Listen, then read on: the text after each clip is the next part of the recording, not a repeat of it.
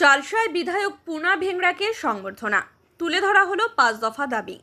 চালসায় নবনির্বাচিত বিধায়ক পুনা ভেংরাকে সংবর্ধনা জানানো হলো স্থানীয় বাসিন্দা ও বিভিন্ন সংগঠনের উদ্যোগে। অনুষ্ঠানে উপস্থিত ছিলেন এলাকার বিশিষ্ট ব্যক্তিবর্গ, সমাজসেবী এবং সাধারণ মানুষ। সংবর্ধনা অনুষ্ঠানে বিধায়কের হাতে একটি স্মারকলিপি তুলে দিয়ে এলাকার উন্নয়নের স্বার্থে 5 দফা দাবি জানানো হয়।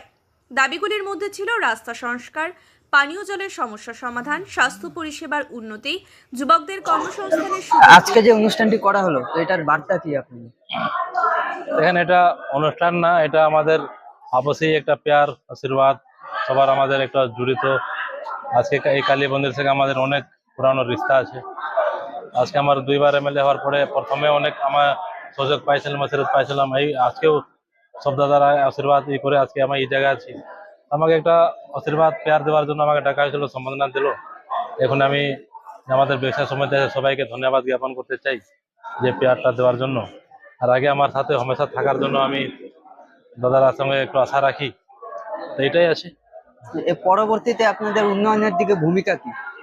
আমাদের পরিবর্তনটা হয়েছে উন্নয়নের জন্য, আপনারা দেখতে পারবেন আজকে উন্নয়ন শুরু হয়ে গেছে। যেরকম মুখ্যমন্ত্রী একটা স্টেপ নিতেছেন, আমাদের পুরা দেশে ভারতীয় জনতা পার্টি উন্নয়ন বিকাশ জন্য জানা যায়।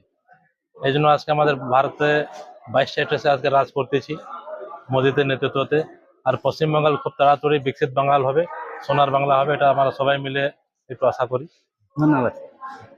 আজকে যে কর্মসূচি হলো তো পরবর্তীতে কি কর্মসূচি আছে?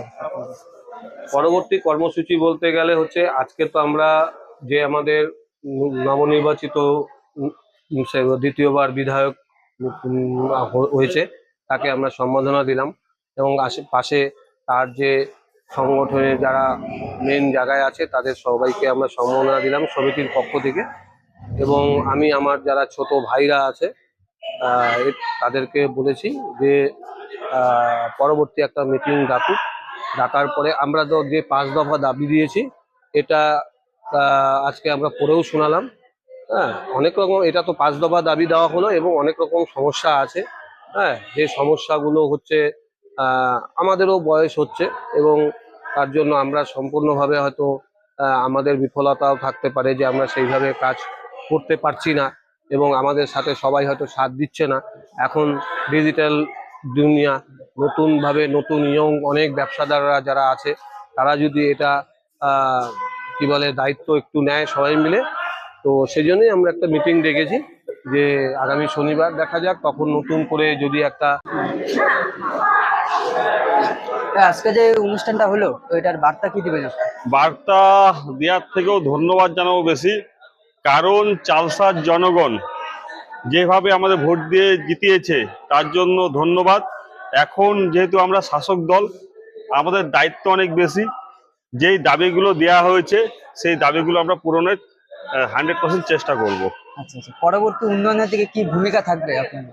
উন্নয়ন তো দেখেন, ডবল ইঞ্জিন সরকার, উন্নয়ন তো হবেই।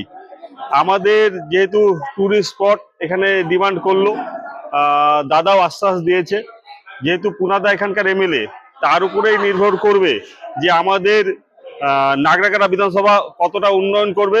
এবং পুনাদা একজন ভালো মানুষ এবং আমরা প্রত্যেকেই আশাবাদী যেই ডেভেলপটা এখন পর্যন্ত হয় নাই সেইটাই পুনাদার হাত দিয়ে হবে। ধন্যবাদ।